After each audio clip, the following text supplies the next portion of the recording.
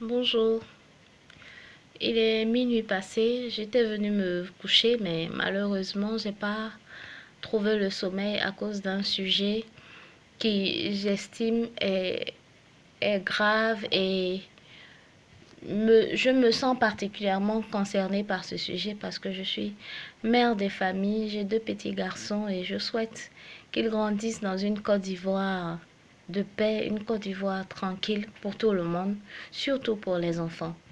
On a vite fait de diaboliser ces enfants-là, mais je pense que c'est un peu injuste. Parce que les enfants ne naissent pas microbes. Dieu n'a pas mis au monde un enfant avec un couteau ou une hache ou un coupe-coupe. Les enfants naissent bons.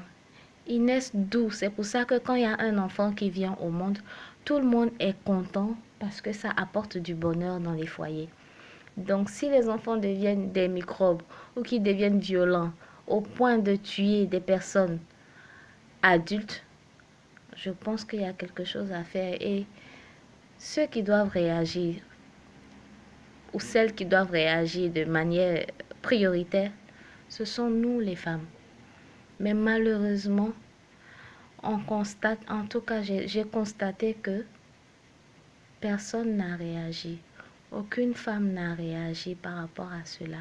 Quand je dis aucune femme, je ne parle pas des personnes individuelles, mais je parle des institutions. Je parle des associations féminines, qu'elles soient d'ordre politique, d'ordre religieux, d'ordre social, qu'elles soient juste UONG. Je n'ai vu aucune réaction dans ce sens, alors que ça ne devrait pas être le cas.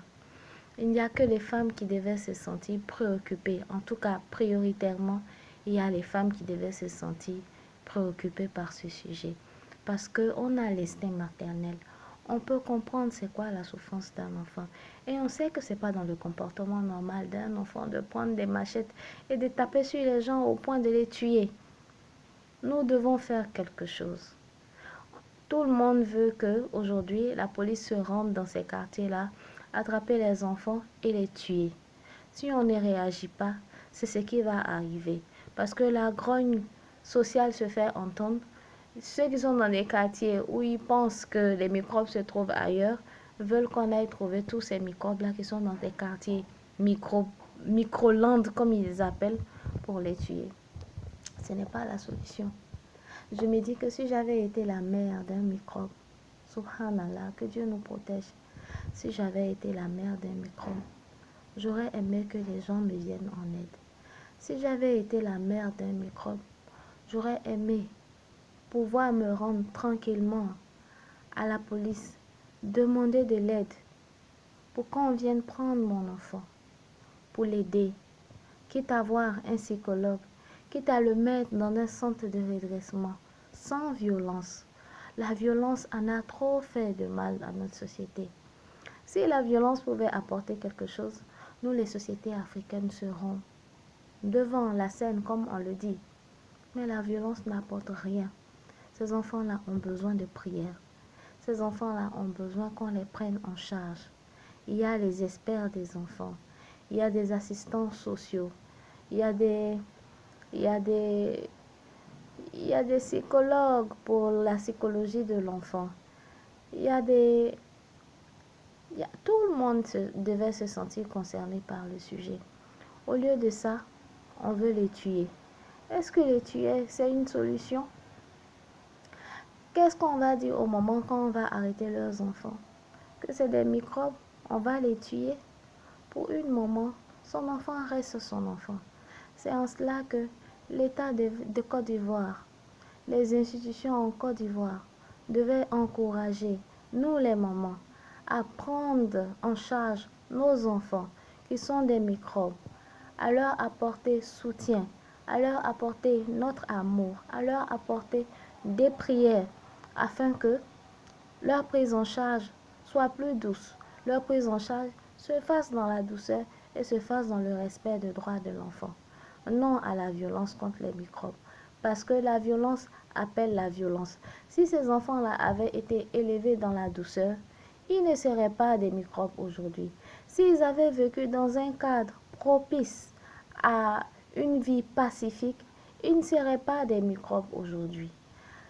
Avant, quel que soit le quartier dans lequel vous trouviez, vous pouviez avoir une crèche, une maternelle, un aire de jeu ou quoi que ce soit.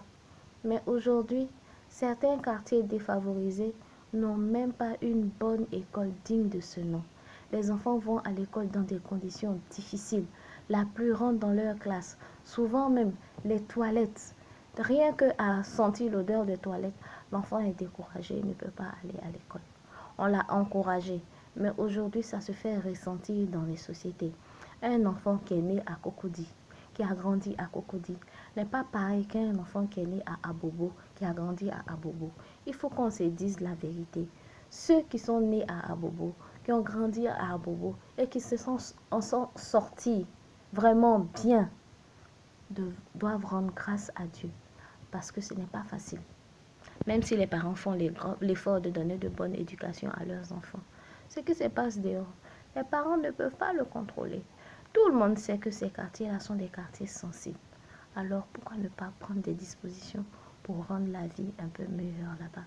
Donc, ce que je propose, c'est que l'État de Côte d'Ivoire mette en place un système social, un système pacifique, un système qui jette un regard coopératif, un regard de compassion sur ce problème, sur ces enfants, afin que des dispositions soient prises, des dispositions d'ordre psychologique, des dispositions d'ordre financier, des dispositions d'ordre social soient prises pour que ces enfants-là soient pris en charge, pour que même ces enfants, s'ils sont convaincus des dispositions qui ont été prises, eux-mêmes viennent se rendre aux autorités parce qu'ils ont besoin d'aide. Ils n'ont pas besoin qu'on leur tape dessus davantage.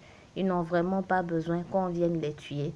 Ce serait violence pour violence et ça ne nous mènerait nulle part. Merci de m'avoir écouté. Bonne nuit.